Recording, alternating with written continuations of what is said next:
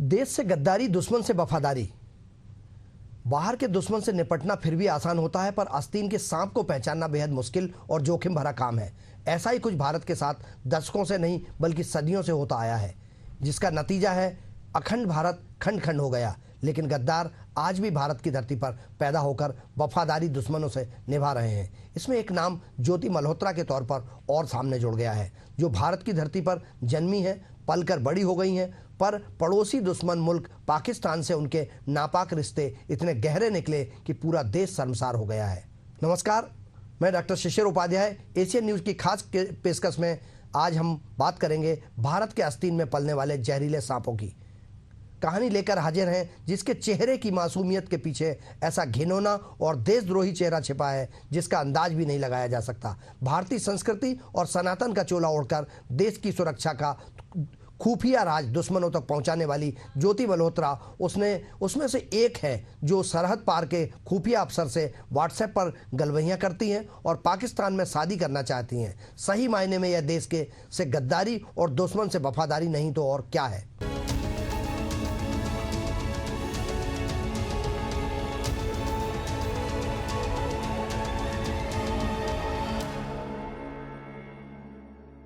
हरियाणा के हिसार में जन्मी ज्योति मल्होत्रा को पाकिस्तानी जासूस होने के आरोप में गिरफ्तार किया गया है।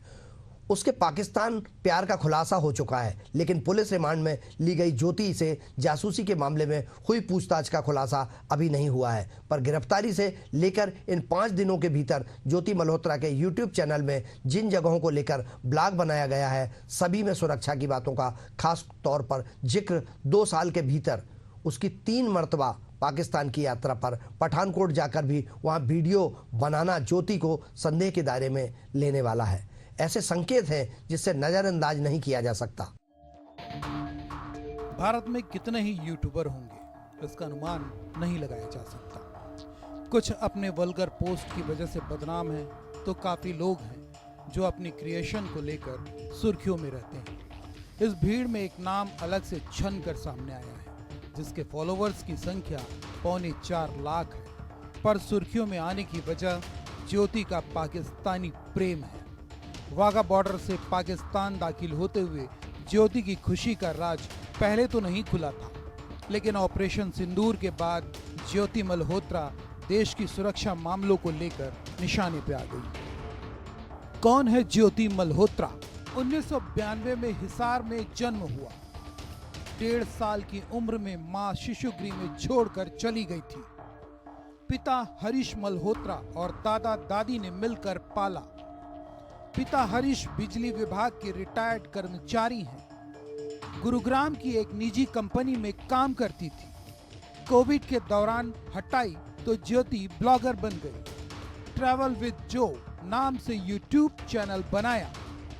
धार्मिक और पर्यटन स्थलों की यात्राओं के वीडियो शेयर करती थी। पाकिस्तान के लिए जासूसी के शक में पकड़ी गई हिसार की यूट्यूबर ज्योति मल्होत्रा की पाकिस्तानी खुफिया एजेंसी के अधिकारी से एक और व्हाट्सएप चैट सामने आई है। हसन अली ज्योति से कहता है, जो यार मेरे दिल से दुआ निकलती है हमेशा कि आप खुश रहो, आप हमेशा हंसते खेलते रहो, जीवन में कभी कोई गम नहीं आएगा। इस पर ज्योति ने हसन को हंसी वाली इमोजी के साथ कहा, मेरी शादी पाकिस्तान में करवा दो। वहीं ज्योति 1 साल पहले पठानकोट गई थी। हालांकि उसने वहां ट्रैवलिंग से जुड़ा कोई वीडियो नहीं बनाया था, लेकिन फेसबुक पर शेयर की गई फोटो और छोटी सी क्लिप से उसके वहां जाने का खुलासा हो गया, जिसके बाद राष्ट्रीय जांच एजेंसी और इंटेलिजेंस ब्यूरो की टीम उसे पठानकोट लेकर गई। NIA ने उसकी पठानकोट विजिट को संदिग्ध माना है। कयास है कि वह यहां आर्मी कैंट और एयरबेस की रेकी के मकसद से आई थी। ऑपरेशन सिंदूर के बाद पाकिस्तानी आर्मी ने पठानकोट में आर्मी कैंट और एयरबेस को टारगेट करने की कोशिश की थी। ज्योति मल्होत्रा केस में कब क्या हुआ? 15 मई हिसार पुलिस ने ज्योति को घर से गिरफ्तार किया। 17 मई गिरफ्तारी के बाद 5 दिन की पुलिस रिमांड।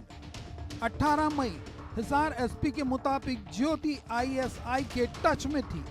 18 मई जांच एजेंसियों ने लगातार पूछताछ की।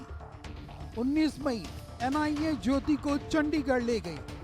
19 मई 7 घंटे तक ज्योति से लगातार पूछताछ की गई।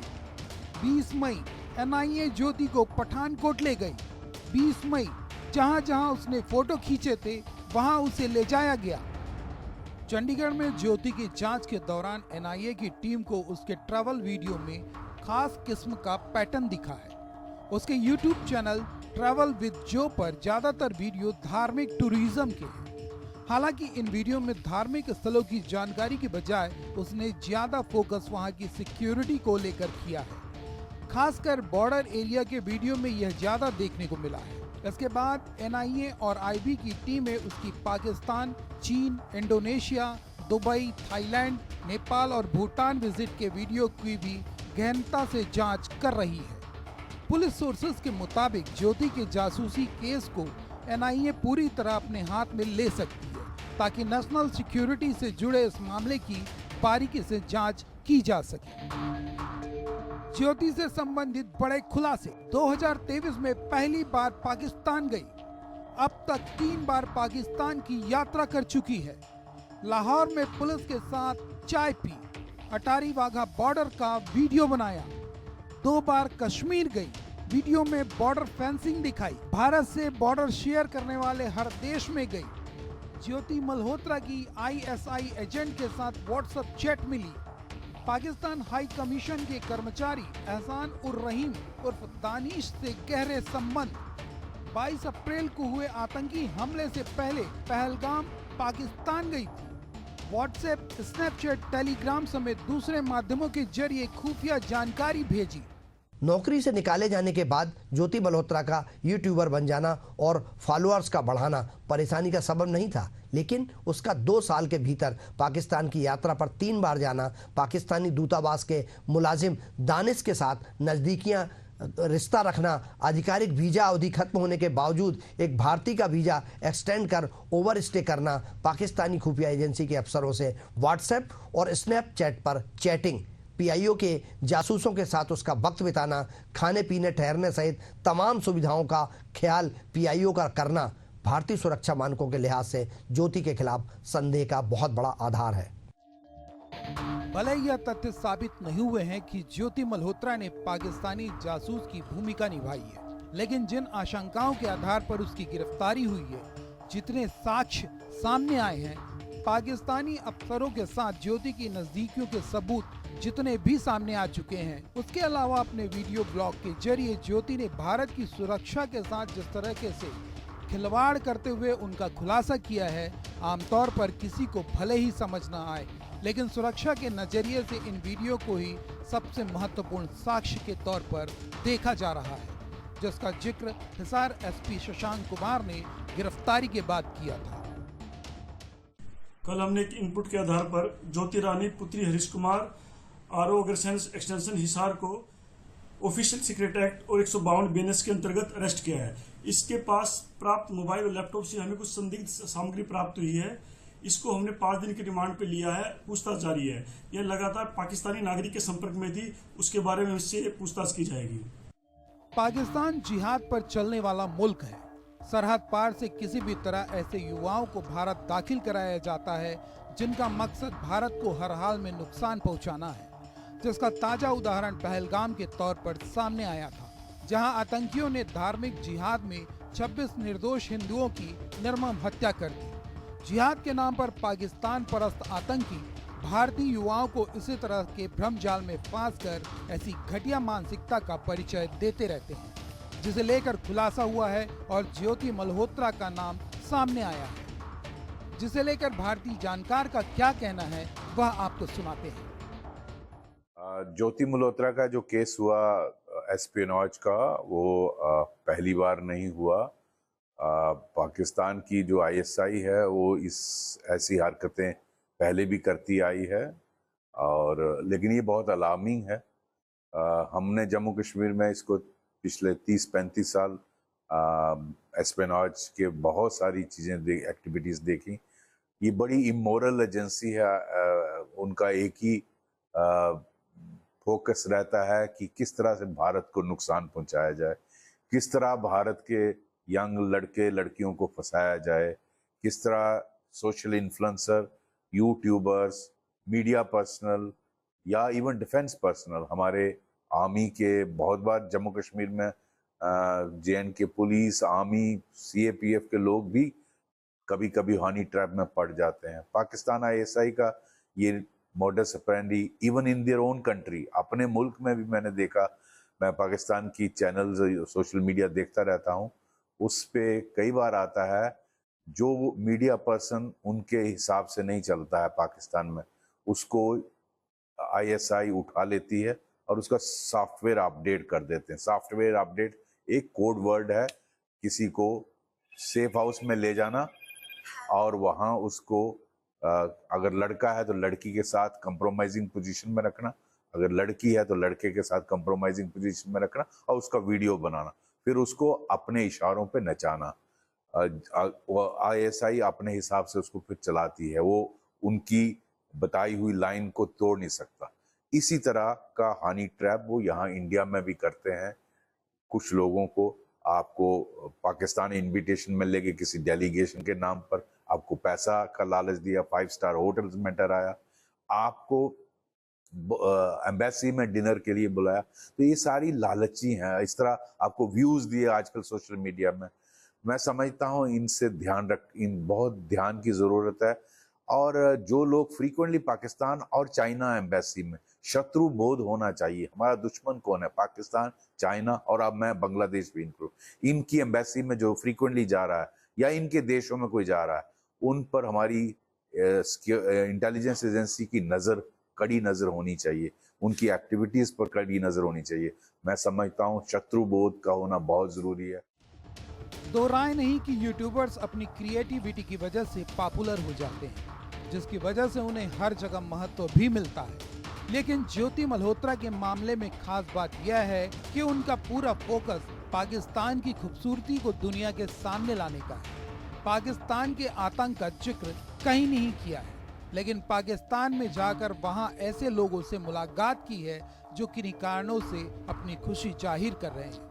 तो वहीं पाकिस्तान के दूतावास में दानिश की खातिरदारी और फिर पाकिस्तान में रहने वालों की खैरियत नवाजी को दुनिया के सामने लाने में भी कमी नहीं की है। बहुत सुंदर लग रहा है वो। ठीक ठाक हो? की हाल है ਤੁਹਾਡੇ ਜੀ दानिश जी? ਇਹ ਕੀ ਹੁਣ ਹੋ ਰਹੀ ਹੈ? ਨਾਲ ਵੀਡੀਓ ਬਣ ਰਹੀ ਹੈ। दानिश जी ਤੁਹਾਨੂੰ जी बस मैं इतना खुश होगी देख के। इतना क्या अरेंजमेंट है, सुपर चाचा। भाई साहब मैं तो हिल गई। दानिश जी की बेगम। पाकिस्तान में ना हमें अभी हिंदू कम्युनिटी से मिले हैं रविंद्र कुमार छिब्बर जी। तो मैं ये जानना चाहती हूँ कि हिंदू जो लोग हैं यहाँ पर, समुदाय के लोग, वो कैसे रहते हैं यहाँ पे? क्या उनकी कंडीशन अच्छी है? गवर्नमेंट बहुत अच्छी है जी। मैं ज़िला चकवाल में single family living in Chakwal district, single family. अच्छा। तो मैं नंबरदार ऑफ माई विलेज हूँ।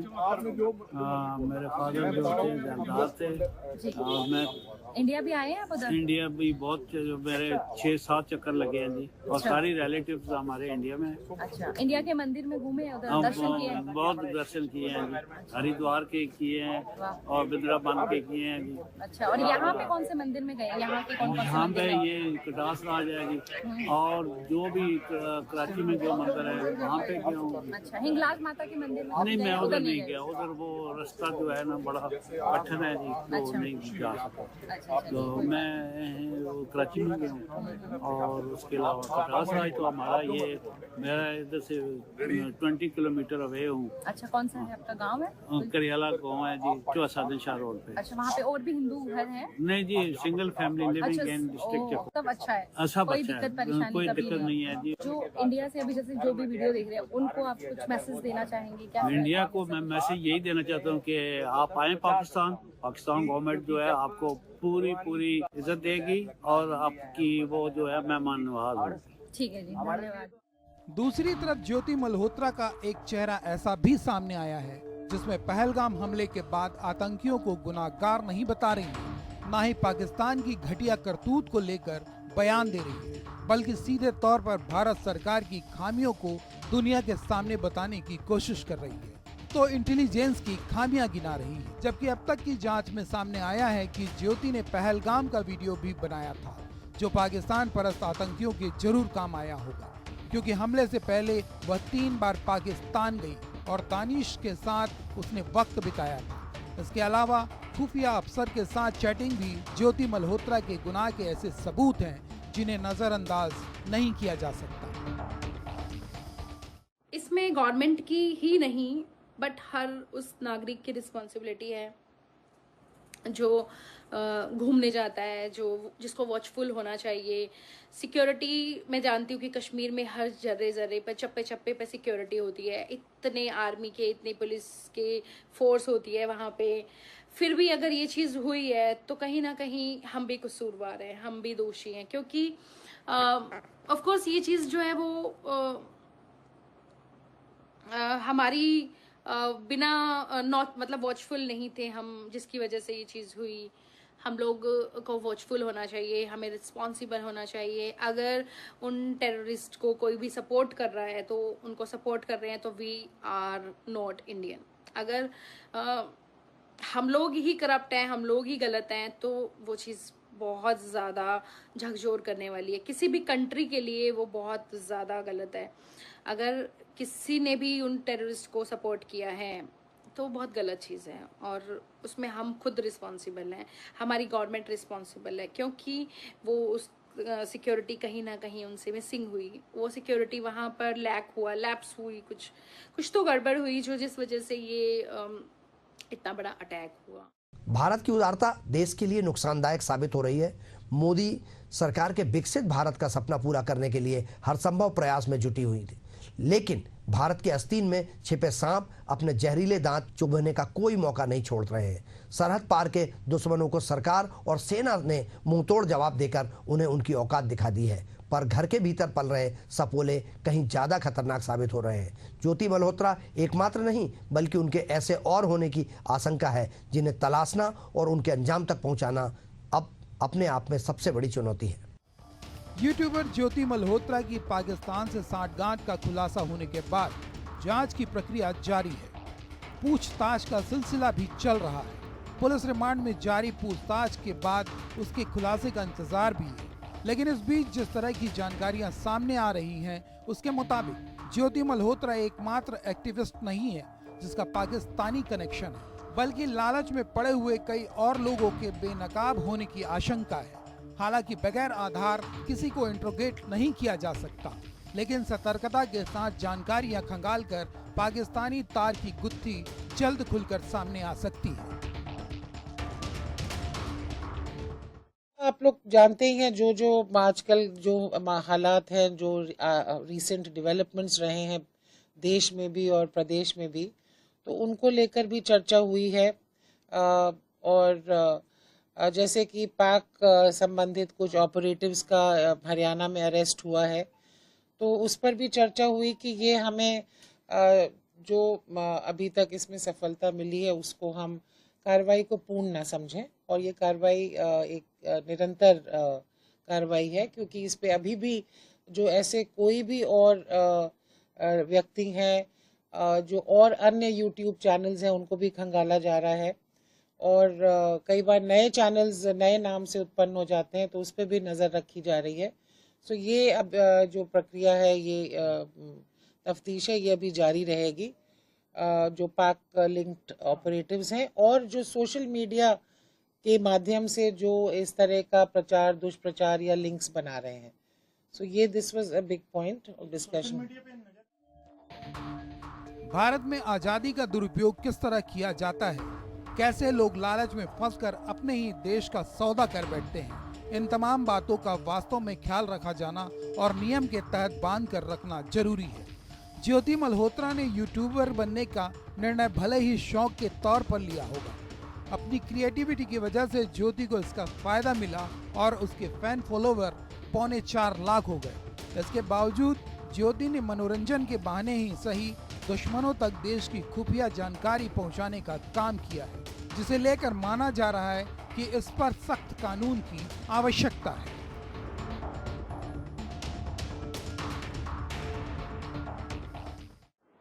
ज्योति मल्होत्रा जासूसी प्रकरण ने एक बार फिर यूट्यूबर्स और इन्फ्लुएंसर्स पर बड़े सवाल खड़े किए हैं। जिस प्रकार से अपनी पहले लोकप्रियता बनाना और उसके बाद देश के खिलाफ जासूसी करना और देश की सेंसिटिव जानकारी दुश्मनों को देना, ये निश्चित रूप से बड़ा अपराध है। इसमें कोई दो राय नहीं है कि यूट्यूबर्स और इन्फ्लुएंसर्स ने नए प्रकार की क्रिएटिविटी भी पैदा की है और बहुत सारा काम सकारात्मक रूप से देश में किया भी है। लेकिन ये भी सच्चाई है कि पिछले कुछ दिनों में या पिछले कुछ समय से बहुत सारे यूट्यूबर्स और इन्फ्लुएंसर्स ऐसे हैं जिन्होंने पहले खुद के मोनेटाइज किया, कंटेंट के बारे में कोई चिंता नहीं की, मनगढ़ंत बातें कहीं, झूठे आरोप लगाए और किसी न किसी की मानहानि करने की चेष्टा भी की है। ये नया वर्टिकल जरूर है, डिजिटल टेक्नोलॉजी में इससे इनकार नहीं किया जा सकता, लेकिन अब वक्त आ गया है जब सरकार को ज्योति मल्होत्रा जासूसी प्रकरण के बाद इस बात पर गंभीरता से विचार करना चाहिए कि यूट्यूबर्स और इन्फ्लुएंसर्स के लिए भी एक रेगुलेटरी मैकेनिज्म बनाया जाए ताकि उनकी अकाउंटेबिलिटी भी फिक्स हो। फ्रीडम ऑफ स्पीच के नाम पर हम कुछ भी परोसेंगे और देश उसे स्वीकार करेगा, ये संविधान में कहीं नहीं लिखा है। फ्रीडम ऑफ स्पीच जरूर है, किंतु उसके साथ निश्चित रूप से कुछ पैरामीटर्स भी हैं और कुछ मॉडलिटीज भी हैं जिनका बड़े पैमाने पर यूट्यूबर्स और इन्फ्लुएंसर्स द्वारा पालन नहीं किया जा रहा है। लिहाजा सरकार को चाहिए कि अब इस नए वर्टिकल के लिए रेगुलेटरी फ्रेमवर्क तैयार किया जाए। ऑपरेशन सिंदूर के बाद देश भर के कई इलाकों से पाकिस्तान के लिए जासूसी करने के आरोप में करीब दर्जन भर से ज्यादा लोगों को गिरफ्तार किया गया है। खास बात यह है कि गिरफ्तार किए गए इन सभी आरोपियों के तार नई दिल्ली में मौजूदा पाकिस्तानी हाई कमीशन से जाकर जुड़ रहे हैं, जहां इन सभी का कनेक्शन बीजा सेक्शन के साथ पाया गया है। अब सवाल यह है कि पाकिस्तानी उच्चायोग या हाई कमीशन के अंदर से जासूसी का यह पूरा खेल कैसे चल रहा था।